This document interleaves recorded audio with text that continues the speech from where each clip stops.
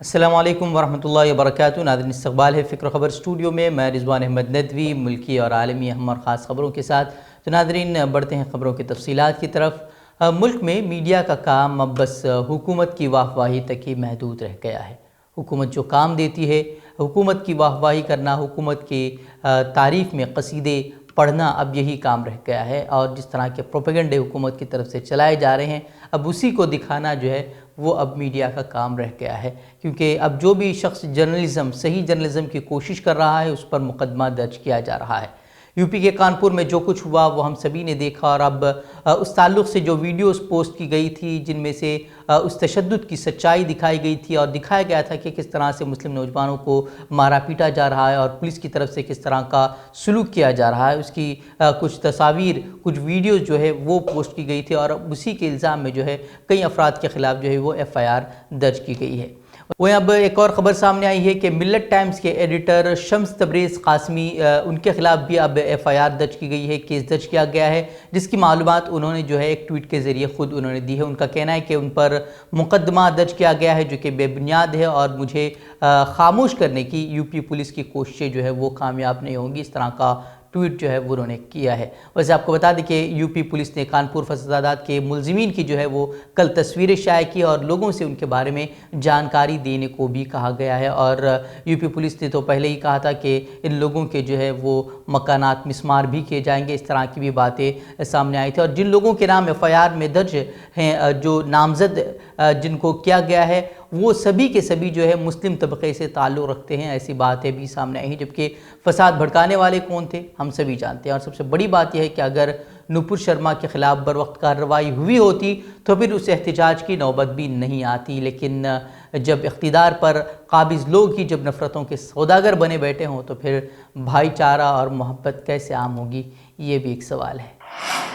ویسے آپ کو منور فاروقی کا معاملہ یاد ہی ہوگا کہ ایک BJP لیڈر کے صرف زبانی کہنے پر اس نے ہندو دیوی دیوتاؤں کی توہین کی، اسے مہینے بھر کے لیے جیل میں رکھا گیا، اور پھر اسے یہ ثابت کرنا پڑا کہ اس نے ایسا کچھ ہی نہیں کہا تھا، اور جس کے بعد جو ہے اس کے بعد بھی جب اس طرح کی چیزیں سامنے آئیں، اس کے بعد بھی جو ہے اسے کئی دن جو ہے وہ جیل میں گزارنے پڑے۔ لیکن یہاں سب کچھ اب الٹا ہو رہا ہے، یہاں ویڈیوز موجود ہیں، لوگ FIR درج کرا رہے ہیں، لیکن اب تک کوئی کارروائی نہیں ہو رہی۔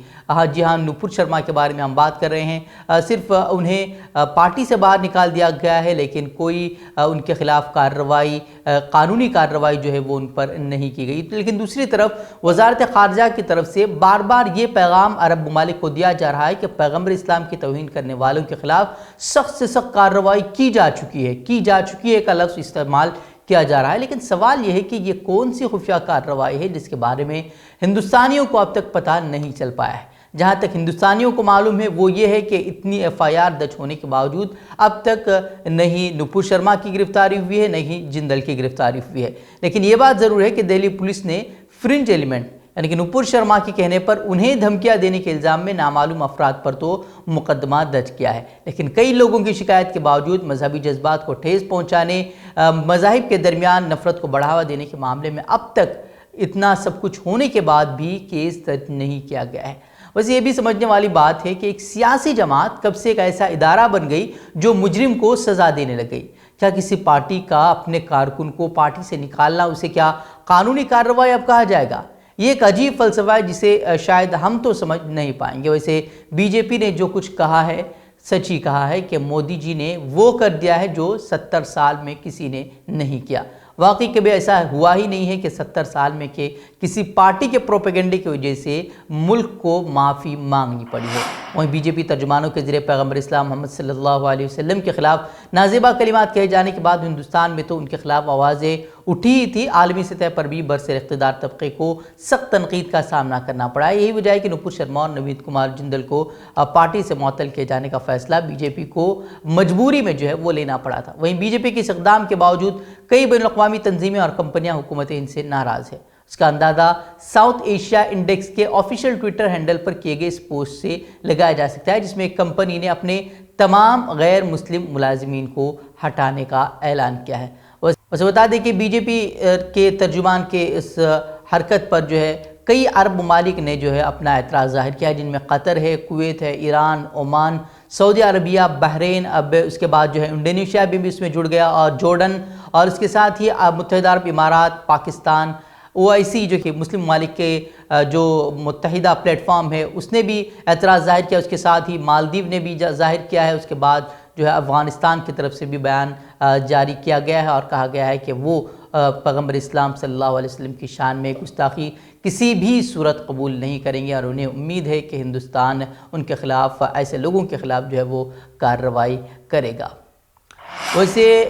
فرنج ایلیمنٹ کی بات کہی گئی تھی کہ فرنج ایلیمنٹ نے اس طرح کے بیانات دیے ہیں اور ان کے خلاف کارروائی کی گئی۔ ویسے فرنج ایلیمنٹ، ایک اور فرنج ایلیمنٹ ہے جو ضمانت پر رہا ہے، اور اسے ضمانت ہی یہ کہہ کر دی گئی تھی کہ وہ اب اس طرح کے کاموں میں ملوث نہیں ہوگا، لیکن وہ پھر سے مذہبی منافرت پھیلانے میں مصروف ہے۔ اب نرسنگھ آنند نے کہا ہے کہ وہ اب اگلے جمعے کو جامع مسجد جائے گا اور وہاں علماء کے ساتھ بیٹھ کر ان سے سوالات کرے گا۔ نوپور شرما کی معطلی کے بارے میں بھی اس نے بی جے پی رہنماؤں پر سوال کھڑے کیے۔ ویسے بی جے پی لیڈران کو بھی اس نے گالی دی اور انہیں کمینہ کہہ کر پکارا۔ ویسے مسلمانوں کے خلاف کچھ بولنے پر تو ہندوستان میں کوئی کارروائی ہوتی نہیں ہے، کم از کم اب یہ دیکھنا ہوگا کہ بی جے پی رہنماؤں کو گالی دینے کے معاملے میں اب یتی نرسنگھ آنند کے خلاف کارروائی یا ایکشن ہوتا ہے یا نہیں، یہ دیکھنے کی بات ہوگی۔ نماز کے بعد، شکروار کی نماز کے بعد دلی کی جامع مسجد جاؤں گا، کیونکہ اس دن وہاں پر بہت بڑے بڑے مولانا، عالم، فاضل لوگ آئے ہوتے ہیں،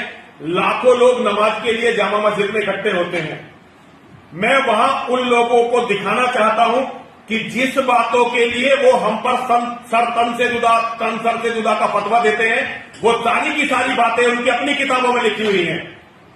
ابھی جو نوپور شرما کے ساتھ انہوں نے کیا، یہ ان کی غلطی نہیں ہے، یہ بھارت کے کائر نیتا، کمینے نیتا جو اسلام کے جہاد سے کچھ ڈر گئے ہیں اور کچھ بک گئے ہیں، ان کے کارن آج ہماری یہ درگتی ہے۔ اور جس طرح سے وہ پوری دنیا میں جہاد مطلب اسلامک آتنکواد پھیلا رہے ہیں، یہ ان کی کتابوں میں ہے۔ میں چنوتی دیتا ہوں پوری دنیا کے مولاناؤں کو، 17 جون 2022 کو وہ دلی کی جامع مسجد میں آئے، اور میں بالکل اکیلا آؤں گا، کیول کتابیں، موبائل اور جتنی بھی بہت ساری جو سیڈیاں ہیں وہ لے کر آؤں گا، تاکہ میں انہیں دکھا سکوں کہ ان کے مولانا کیا بولتے ہیں، میں انہیں دکھا سکوں کہ مسلمان کیا۔ ویسے عالمی ممالک کے رد عمل کے بعد نوپور شرما کو ان کو معطل کیا گیا تھا، لیکن اس طرح کے جو شخص ہے وہ لگاتار مسلمانوں کے خلاف، اسلام کے خلاف، پیغمبر اسلام کے خلاف لگاتار غلط الفاظ بولتا رہا ہے، لیکن اس کے خلاف اب تک کوئی کارروائی نہیں ہوئی ہے۔ یہ بھی آپ دیکھ سکتے ہیں کہ کس طرح سے وہ اسے عدالت میں اسے جیل بھیج دیا گیا، عدالت نے اسے رہا بھی کر دیا، ضمانت پر رہا بھی کر دیا، لیکن اس کے باوجود اس طرح کی حرکتیں وہ لگاتار کر رہا ہے، لیکن کوئی قانون کی اسے کوئی پرواہ نہیں ہے، کیونکہ ایسے یہ وہی لوگ ہیں جنہیں جو ہے اوپر سے، ارباب اقتدار سے انہیں حمایت حاصل ہے۔ یہ کہا جائے تو غلط نہیں ہوگا، کیونکہ جس طرح کی ان کی حرکتیں ہیں اس سے تو یہی واضح ہوتا ہے۔ اور یو پی کے علی گڑھ میں ایک اور فرنج ایلیمنٹ، اس کے خلاف بھی جو ہے وہ اب مخصوص کمیونٹی کے خلاف متنازع تبصرے کے معاملے میں مقدمہ درج کیا گیا ہے۔ سادھوی اناپورنا عرف پوجا شگن پانڈے، جس کے بارے میں آپ کو معلوم ہی ہے کہ کس طرح سے اس نے گاندھی جی کا پتلا سامنے رکھ کر اس کو گولی مار دی تھی، اور گوڈسے کی وہ جنم دن مناتی ہیں۔ اس نے خود کو اکھل بھارتی ہندو مہاسبھا کی وہ قومی سیکریٹری بھی وہ خود کو کہتی ہے۔ مختلف گروہوں کے درمیان دشمنی کو بڑھاوا دینے پر پانڈے کو گزشتہ 2 سالوں میں جو ہے وہ علی گڑھ پولیس نے متنازع حرکات اور بیانات کے لیے 2 بار اسے گرفتار کیا تھا، لیکن دونوں بار اسے ضمانت مل گئی تھی۔ وہیں پانڈے اور کچھ دوسرے ہندو مذہبی رہنماؤں کے خلاف گزشتہ سال اتراکھنڈ پولیس نے ہریدوار دھرم سنسد میں معاملے میں بھی مسلمانوں کے خلاف اشتعال انگیز تبصرہ کرنے کے معاملے میں ان پر مقدمہ درج کیا تھا، لیکن اب تک اس کی گرفتاری نہیں ہوئی ہے۔ لیکن وہیں اب جس طرح کے معاملے چل رہے ہیں پوری دنیا میں، جو ہندوستان کی بدنامی ہو رہی ہے، تو اب اس طرح کے فرنج ایلیمنٹ پر جو ہے وہ اب کارروائی کی جا رہی ہے۔ اور جب بھی کسی مسلمان کے پاس کوئی چھوٹا سا ہتھیار برآمد ہوتا ہے تو پھر اسے ٹیررسٹ اور اس طرح کے الفاظ دیے جاتے ہیں اور دہشت گرد کہہ کر ٹی وی پر جو ہے وہ پورا دن اس پر ڈیبیٹ چل رہی ہوتی ہے اور طرح طرح کے الزامات مسلمانوں پر اور اسلام پر لگائے جاتے ہیں۔ لیکن اب جو ہے کیرل پولیس نے 300 میٹر کے اثر والے بم اور منشیات کے ساتھ بھاری ہتھیاروں کے ساتھ جو ہے RSS کے رکن کے گھر پر وہاں چھاپہ مارا الپوزا ضلع میں، اور وہاں سے جو ہے بھاری مقدار میں جو ہے وہ ہتھیار برآمد کیے ہیں۔ وہیں اب تک 2 ملزمین کو بھی گرفتار کیا جا چکا ہے، جبکہ ایک ملزم موقع سے فرار بتایا جا رہا ہے۔ تو دیکھیں کہ کس طرح سے RSS جو ہے گھروں میں بم بنا رہی ہے اور اس کے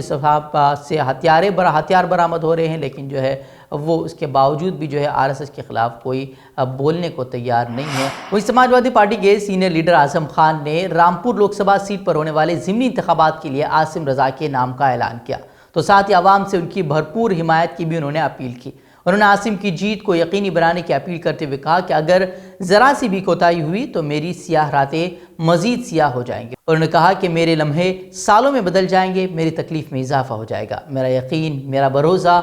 ٹوٹ جائے گا۔ اس طرح کی بات انہوں نے کہی۔ انہوں نے کہا کہ اگر میرا بھروسہ ٹوٹ گیا تو میں ٹوٹ جاؤں گا، اور میں ٹوٹ گیا تو بہت کچھ ٹوٹ جائے گا، آج پھر تمہارا امتحان ہے۔ اس طرح کی باتیں انہوں نے کہی ہیں۔ وہیں دراصل رامپور لوک سبھا سیٹ اعظم خان نے اسمبلی انتخابات میں کامیابی حاصل کرنے کے بعد چھوڑ دی تھی۔ وہ نہیں چاہتے تھے کہ اس سیٹ سے BJP یا کسی دوسری پارٹی کا امیدوار کامیاب ہو، اسی لیے انہوں نے عوام سے خصوصی طور پر اپیل کی ہے کہ وہ عاصم رضا کو کامیابی سے ہمکنار کریں۔ تو ناظرین، یہ تھی خبریں۔ مزید خبروں کے لیے آپ ہمارے ویب سائٹ www.fikrokhbar.com کی طرف رخ کر سکتے ہیں، اور ویڈیوز کے لیے ہمارا چینل کو سبسکرائب ضرور کریں۔ تو ناظرین، اجازت دیں۔ السلام علیکم ورحمۃ اللہ وبرکاتہ۔